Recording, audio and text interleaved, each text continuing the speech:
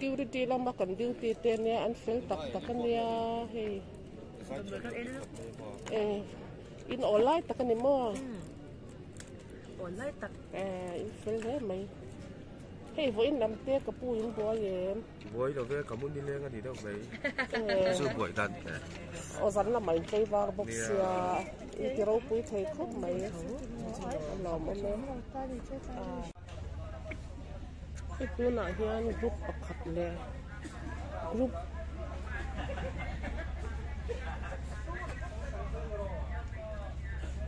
ประคับกันเนี่ยให้ดี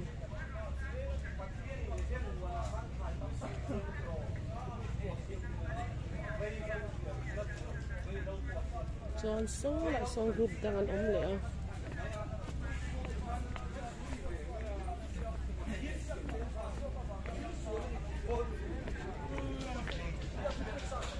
so lại sang group cái ống lẻ này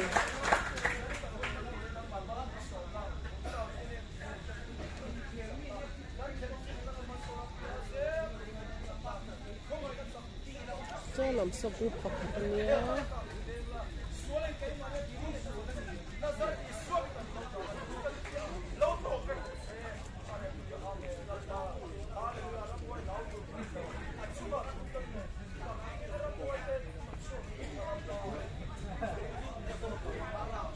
đây là một cái bậc thang này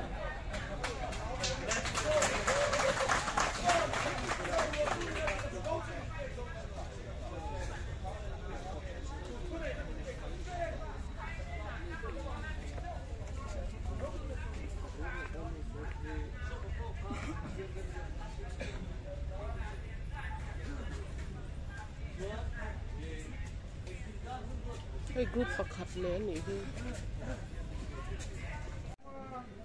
ไอ้ตัวน่ะเฮียนcounseling class อันนี้แม่กันนี่จงให้จงใจจานั่นเนี่ยจานินเฮ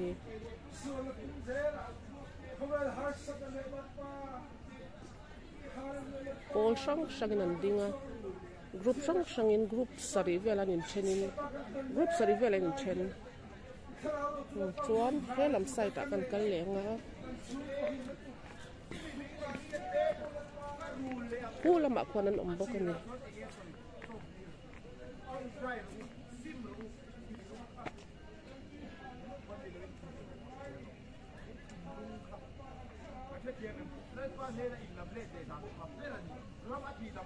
จนเฮลำไส้ตากันเฉาแล้วเนาะ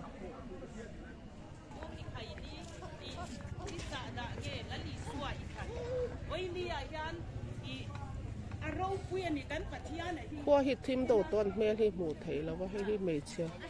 รอยเขาวันเนี่ยมาเทียนอินทุอาเทียงที่มาเทียนพูดสักมิชิงมิสตรีน่าซีเมนเดฟาร์นิเจอร์ที่ช่างเจียมวยพวกกันซะรวยพวกกันเชงอ่ะมันเหลือแบบกูฟ้าพวกเสียพวกกันจุงอ่ะมันเหลือเองอ่ะที่เงี้ยกูจะสักเรามาเทียนอินาเทียนเสียกันจูอ่ะกันอุรุลุลุยอ่ะกันชิเซลเราอาสมากันเดียงอร์กันเดียที่ช่างอินจุกเลยความกันเดียปัทยานอินมีสตรีพวกเจ็ดเหล่านั้นนั่นปัสสักพวกเราดูดูกับปัทยานกันเสียเราบางอันนี้ก็อินนี่อ่ะยันถ้าเราเที่ยงริมจวนนังมานี่อ่ะชุนจมินเสียบยาดีร์เจ้าเสลักดูอันนี้จูบางจวนก็อินนี่อ่ะยันกูจะสักเบียกอินโฟกันจ่าตูร์กันจีตูร์โมเอ็งมาที่กันสูอินกันหัวมินตัวน่ะยันจงใจรวยนั่นเนี่ยแม่กันนี่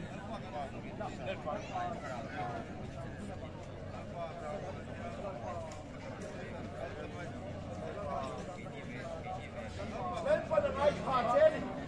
เล่นปันยีน่าเสียเล่นปัน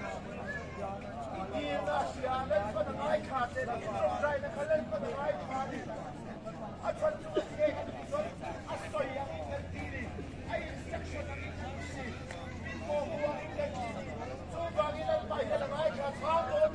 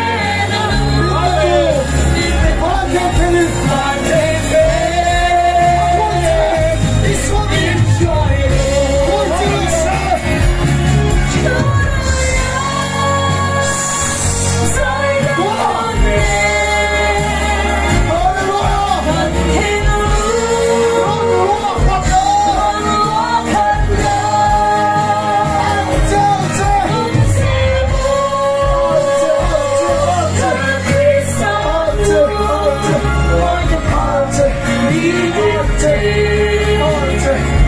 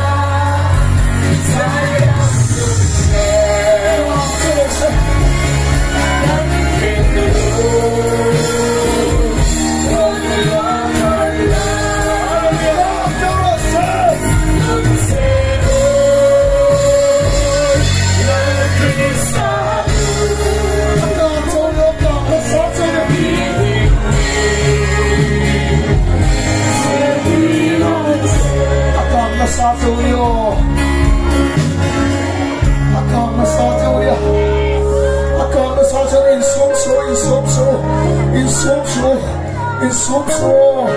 lỡ những video hấp dẫn ông mai tổ bia sưu đi đang lấy tổ sưu nắng mai mai rồi cái là hi reception counter nia tu na helin khom kan bang to ti chon hei helai a hian natural now mem phone akal le the so lai son phone pek chhuan nia tin helai a hian enge ni nang ni lamin na in nei ve dam na chang ho het la han ko ta ni mi an sa veng e zia lu to tu na hian mi som ni pa ru ki na rin ko ta ela ma hian dam lo in zia lu na ania oh phone natural now mem phone the to mi za som li le pasari in ziak lu to avaro pui ve abang chu ani sem mai do ni le ela ma hianดูแวเนี่ย phone pek chhuan ala mani ve thu ก็ดูแวถ้าวันนี้ก็โฟนจะเช็ดต่อแต่ไม่เนี่ยก็ควรจะถือเรา phone an pe chhuak le kan ni hi